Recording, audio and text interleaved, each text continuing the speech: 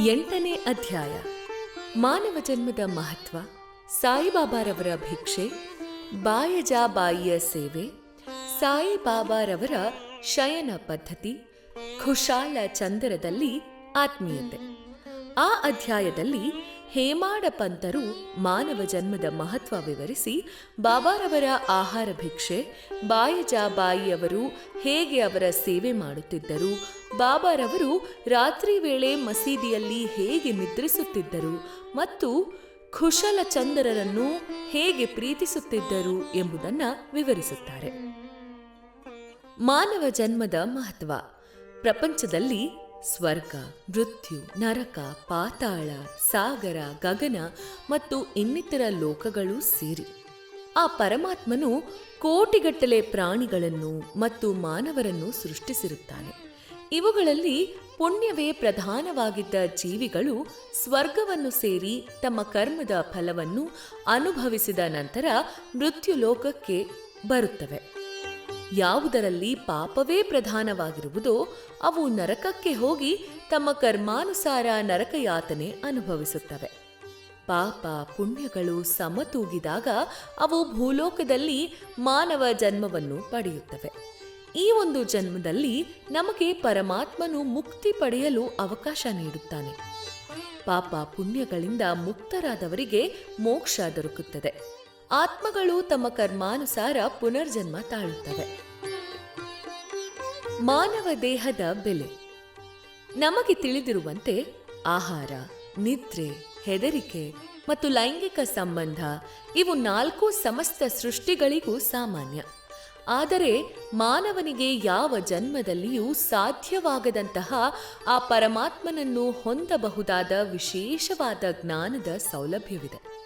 ಆದುದರಿಂದಲೇ ದೇವತೆಗಳಿಗೂ ಕೂಡ ಮಾನವನ ಈ ಶಕ್ತಿಯನ್ನು ಕಂಡರೆ ಅಸೂಯೆ.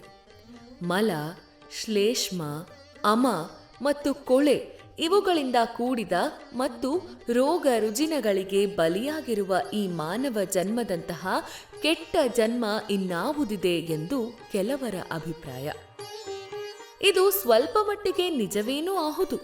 ಈ ನ್ಯೂನ್ಯತೆಗಳನ್ನೊಳಗೊಂಡಿದ್ದರೂ ಸಹ ಮಾನವ ಜನ್ಮಕ್ಕೆ ಮಹತ್ವ ಹೆಚ್ಚು. ಏಕೆಂದರೆ ಮಾನವನಿಗೆ ಜ್ಞಾನವನ್ನು ಪಡೆಯುವ ಶಕ್ತಿ ಇದೆ.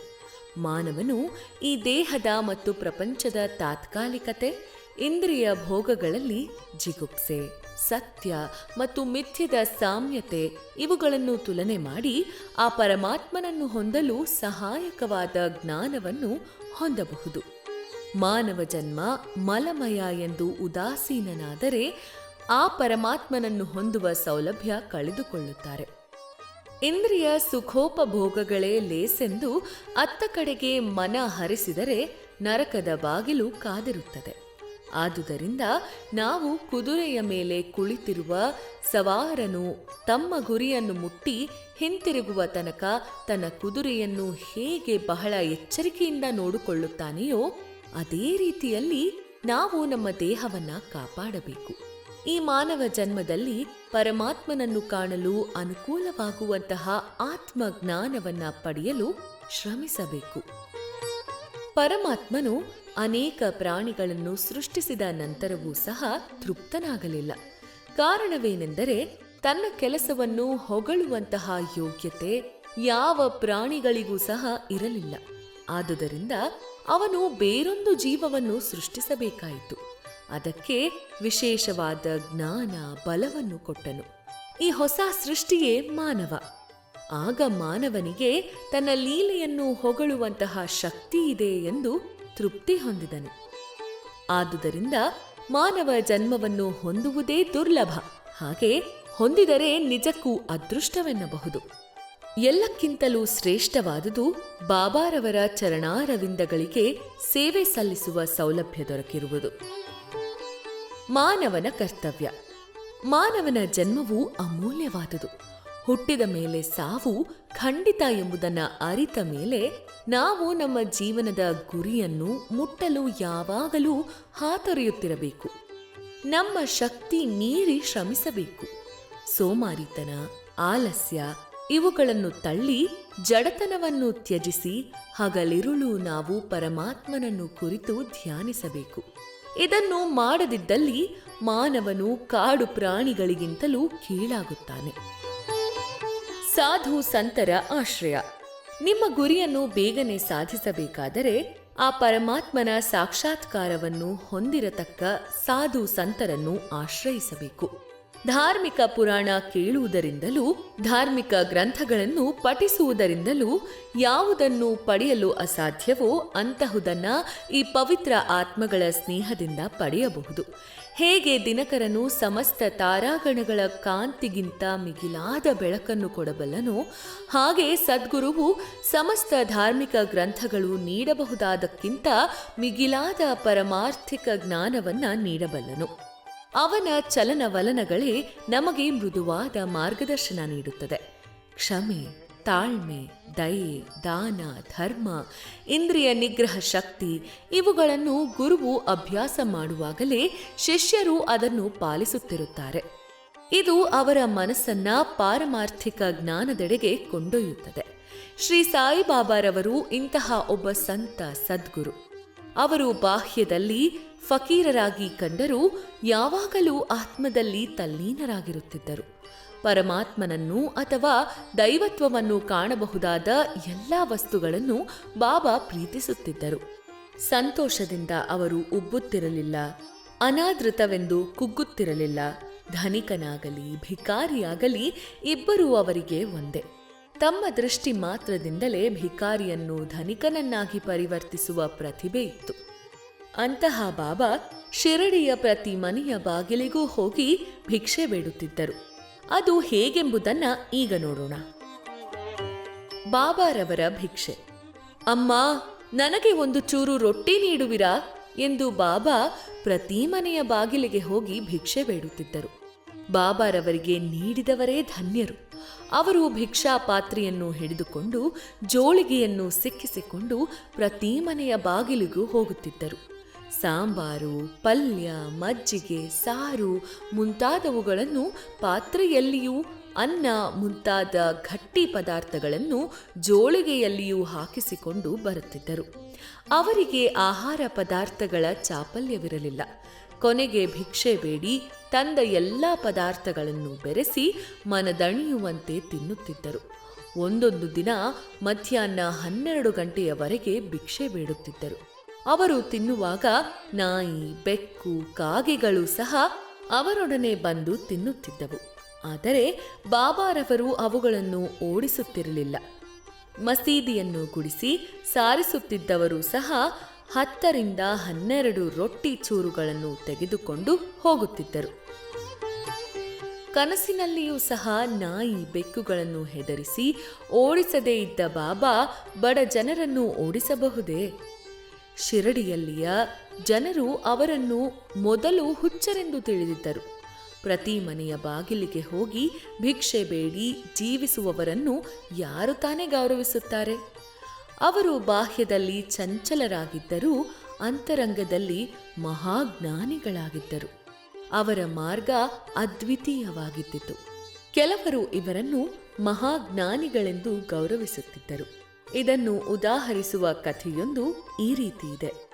ಬಾಯಜಾಬಾಯಿಯ ಸೇವೆ. ತಾತ್ಯ ಕೋತೆಯವರ ಮಾತೆ ಬಾಯಜಾಬಾಯಿಯವರು ಸ್ವಲ್ಪ ರೊಟ್ಟಿ ನೀರು ತೆಗೆದುಕೊಂಡು ಕಾಡಿಗೆ ಪ್ರತಿದಿನವೂ ಹೋಗುತ್ತಿದ್ದರು. ಸ್ವಲ್ಪ ಹೊತ್ತು ಅಲೆದ ನಂತರ ಈ ಫಕೀರರನ್ನು ಸಂಧಿಸುತ್ತಿದ್ದರು. ಹೀಗೆ ಸಂದರ್ಶಿಸಿದ ತಕ್ಷಣ ಅವರಿಗೆ ಎಲೆ ಹಾಕಿ ಊಟಕ್ಕೆ ಬಡಿಸುತ್ತಿದ್ದರು. ನಂತರ ಬಲವಂತ ಮಾಡಿ ಊಟ ಮಾಡಿಸುತ್ತಿದ್ದರು. ನಿಜವಾಗಿಯೂ ಅವರ ನಂಬಿಕೆ, ಸೇವೆ ಅಗಾಧವಾಗಿತ್ತು. ಈ ಸೇವೆಗೆ ಪ್ರತಿಫಲವಾಗಿ ಅವರ ಮಗನಿಗೆ ಬಾಬಾ ಅಮೂಲ್ಯ ಆಶೀರ್ವಾದ ಕೊಟ್ಟರು.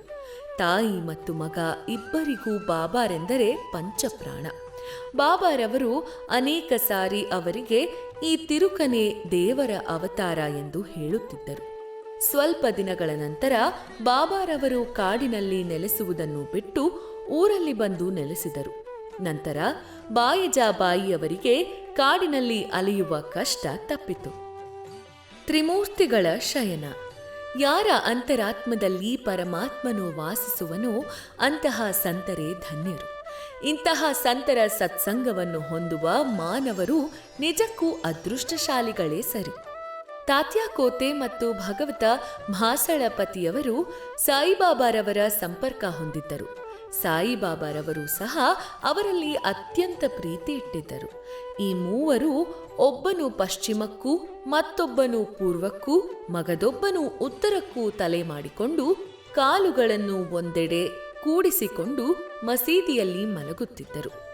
ಅನೇಕ ಸಾರಿ ಮಧ್ಯರಾತ್ರಿಯವರೆಗೂ ಹರಟೆ ಹೊಡೆಯುತ್ತಾ ನಂತರ ನಿದ್ರಿಸುತ್ತಿದ್ದರು. ಒಬ್ಬನು ನಿದ್ದೆ ಮಾಡಲು ಆರಂಭ ಮಾಡಿದರೆ ಮತ್ತೊಬ್ಬನು ಎಚ್ಚರಗೊಳಿಸುತ್ತಿದ್ದನು. ಉದಾಹರಣೆಗಾಗಿ ತಾತ್ಯ ನಿದ್ರಿಸಿದರೆ ಬಾಬಾರವರು ಕೂಡಲೇ ಎದ್ದು ಅವರನ್ನು ಅಲುಗಾಡಿಸಿ ಎಚ್ಚರಿಸುತ್ತಿದ್ದರು. ಮಾಸಳಾಪತಿ ನಿದ್ರಿಸಿದರೆ ಅವರನ್ನು ಅಮಕಿ ಎಚ್ಚರಿಸುತ್ತಿದ್ದರು. ಈ ರೀತಿ 14 ವರ್ಷಗಳವರೆಗೆ ತಾತ್ಯಾರವರು ತಮ್ಮ ಮನೆಯನ್ನು ಬಿಟ್ಟು ಬಾಬಾರವರೊಡನೆ ಮಸೀದಿಯಲ್ಲಿ ಮಲಗುತ್ತಿದ್ದರು. ಬಾಬಾರವರ ಪ್ರೇಮ ಮತ್ತು ದಯೆ ಇವುಗಳನ್ನು ವಿವರಿಸಲು ಯಾರಿಂದ ಸಾಧ್ಯ? ತಾತ್ಯಾರವರು ತಮ್ಮ ತಂದೆಯು ಕಾಲವಾದ ನಂತರ ಪ್ರಪಂಚದ ಭಾರ ಹೊರಬೇಕಾದುದರಿಂದ ಮನೆಯಲ್ಲಿ ಮಲಗ ಹತ್ತಿದರು. ರಾಹತಾದ ಖುಶಾಲಚಂದ. ಬಾಬಾರವರಿಗೆ ಶಿರಡಿಯ ಗಣಪತ ಕೋತೆಯವರೆಂದರೆ ಬಹಳ ಪ್ರೀತಿ. ರಾಹತಾದ ಚಂದ್ರಭಾನು ಸೇಠರವರೆಂದರೂ ಅಷ್ಟೇ ಪ್ರೀತಿ ಮತ್ತು ಆದರ. ಶ್ರೀ ಸೇಠರವರು ಗತಿಸಿದ ನಂತರ ಅವರ ಸೋದರಿಯ ಮಗನಾದ ಖುಶಾಲಚಂದ ಅವರನ್ನು ಅದೇ ರೀತಿ ಪ್ರೀತಿಸುತ್ತಿದ್ದರು. ಅವರ ಯೋಗಕ್ಷೇಮವನ್ನು ಹಗಲು ರಾತ್ರಿ ಚಿಂತಿಸುತ್ತಿದ್ದರು.